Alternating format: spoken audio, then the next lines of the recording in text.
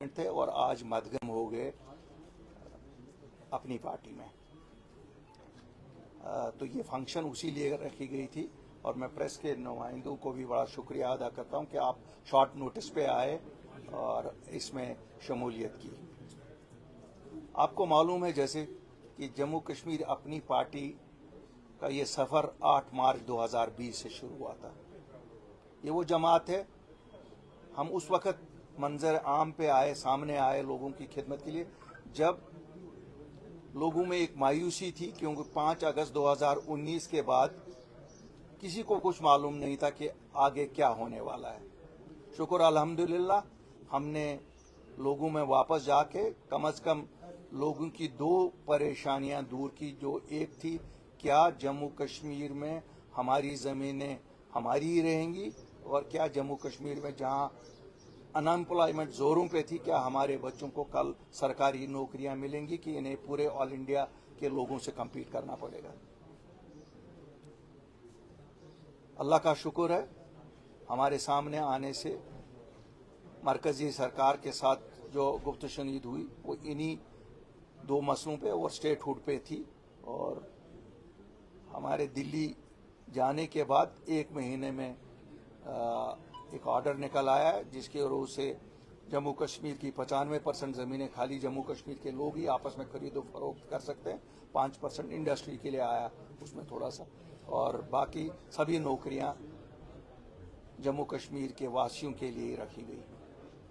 बहरहाल स्टेटहुड अभी तक मिली नहीं और अल्लाह के फजल से हमें उम्मीद है कि वो भी ज़रूर अपनी पार्टी के जो कोर एजेंडा में है वो भी इंशाल्लाह हासिल करके रहेंगे।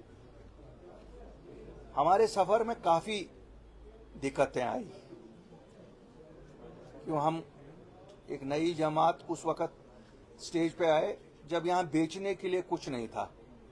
यहाँ जो हमसे पहले लोग इक़्तिदार में रहे थे 74 साल में उन्होंने सब कुछ बेचा था, यहाँ तक कि हमारी आइडेंटिटी को भी बेचा था। और जो कुछ अब रहा था, जिनके साथ उन्होंने इल्हाक किया इक़्तिदार में आने के लिए, उन्होंने वो पहचान भी उसे जिसे हम स्टेटहुड कहते हैं वो भी ले गए थे। जम्मू कश्मीर जो मुल्क की सबसे बड़ी रियासत और पुरानी रियासत थी, हमारी स्टेटहुड भी उन्हीं लोगों ने ली जिनके साथ एक जमात ने उस वक़्त जिस पे आज वो फख्र करते हैं कि हमने जो बीजेपी के साथ इल्हाक किया वो सही फैसला था। मैं आज उनसे ये पूछता हूं, अगर वो सही फैसला था, ये स्टेटहुड जो उस बीजेपी ने हमारे लिए, क्या वो भी सही फैसला है? जो हमारे नौजवान अभी जेलों में, क्या वो भी सही फैसला था? और जो हमारे नौजवान अभी पासपोर्टों से महरूम है या नौकरियों में उनकी वेरिफिकेशनों से महरूम है, क्या वो भी सही फैसला था? क्यों वो सब चीज ने जन्म लिया आपके उस अलायंस के बाद जो 2014 में अपने इक़्तिदार के लिए आप लोगों ने किया। बहरहाल ये बड़ी बात है, इस वक्त उस बात पे ज्यादा बात नहीं करेंगे। क्यों आज जम्मू कश्मीर लोगों के पास सच्चाई इस तरह जाहिर है जिसे कहते हैं ना, चांद की रोशनी जैसे साफ शफाफ होती है, इसी तरह जाहिर है। जिन लोगों ने इलेक्शन में, जिन पार्टियों ने इलेक्शन में लोगों को बुलंद बाग दावा किए, क्या कुछ नहीं कहा, चांद सितारे तोड़ कर लाने की बात की, अल्हम्दुलिल्लाह 6 महीने में लोगों को सच्चाई पता लग गई। वो जमातें जो इक़्तिदार में भी आ गई यहाँ, जिनके पास 50-50 एमएलए लोगों ने जिनको वोट देके जिताया, अफसोस है कि हमें लोगों ने हमारे सच पे नहीं लेकिन इन जमातों के झूठ पे यकीन किया।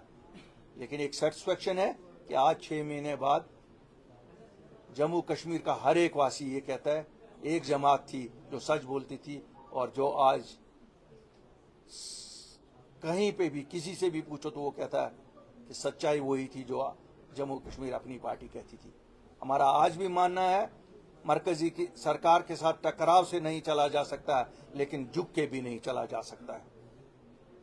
जिस तरह से इस वक्त की सरकार झुक के मरकजी सरकार के साथ चल रही है, जम्मू कश्मीर के लोगों के जज्बात और एहसासात का कोई ख्याल नहीं रखे हुए, हमें बहुत अफसोस है। लोगों ने ये गलत फैसला किया। आज मैं ये कहने पे मजबूर हूं कि शायद लोगों ने गलत फैसला किया, क्योंकि लोगों ने अपनी इज्जत का सौदा नहीं किया था, लोगों ने अपने हुकूक का इस्तेमाल किया था इस भरोसे पे जो उन लोगों ने अपने मैनिफेस्टोज में कहा था, जो उन लोगों ने अपने प्रचार में कहा था। मेरे साथियों, मेरे लोगों, आज प्रेस की वसातत से मैं आपसे मुखातिब हो रहा हूं। आप पहचान हो गई आपको कि ये लोग कौन हैं। इनकी सच्चाई आपके सामने आ गई है। इन्होंने आपको 1947 से यही झूठे ख्वाब दिखाए। बहरहाल,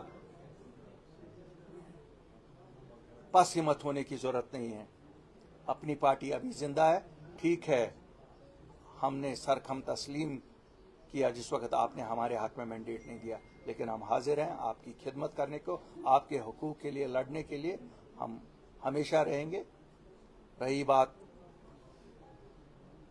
हमारी जो चीज़ें हमसे छीनी गई है, इंशाअल्लाह वो भी ज़रूर लाएंगे और अपनी पार्टी उसमें पेश होगी, क्यों हम कोई झूठे वादे नहीं करते। मैं फिर एक बार अपने सभी आज जो पैंथर्स पार्टी बीम से हमारे साथ साथी शामिल हो रहे हैं, उनको मुबारकबादी देता हूं इस सही फैसले के लिए, और उन्हें यकीन दिलाता हूं कि आज से हम लोग इकट्ठे हैं लोगों के हकूक के तहफ़्फ़ुज़ के लिए। शुक्रिया। आज 1 महीना हो गया पहलगाम अटैक को, तो क्या लगता है जो सिचुएशन बनी उसके बाद किसका फायदा? बहुत अफसोसनाक वाक़ा था, और जितनी उसकी निंदा की जाए कम है।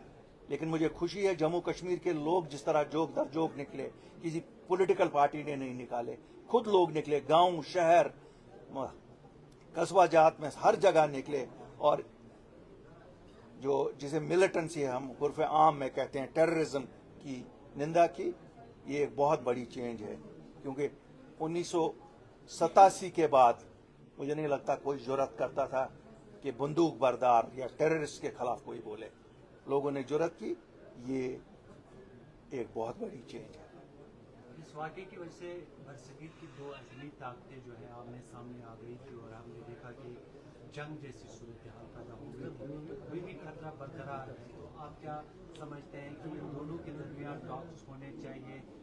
तमाम देखिए मैं बताऊंगा आपको, हमारे मुल्क का पॉलिटिकल सिस्टम इतना मजबूत है कि मुझे इस चीज़ में कोई शक नहीं है कि वो जो भी सही फैसला करेंगे, जो मुल्क के मफाद में होगा, वही सही फैसला उनको करना चाहिए। हमारे कहने और ना कहने से ना बातचीत होगी और ना होगी। क्यों? ना हमें पाकिस्तान पे कोई इख्तियार है कि उनको कहें कि यहाँ ये शोरिश बंद करो, ना हमें अपने मुल्क पे ये ऐसा कोई इख्तियार है कहने का कि साहब आप ये चीज़ करो या चीज़ नहीं करो। क्योंकि मुझे लगता है कि चूँकि एक क़यादत इस मुल्क में जो है वो इतनी स्ट्रांग है, जिसे एक भरपूर मैंडेट मिला है, वो सही फैसला करेंगे। हम हिंदुस्तान के शहरी होने के नाते मुल्क के लिए जैसे हमेशा खड़े रहे हैं, आज भी रहेंगे, कल भी रहे,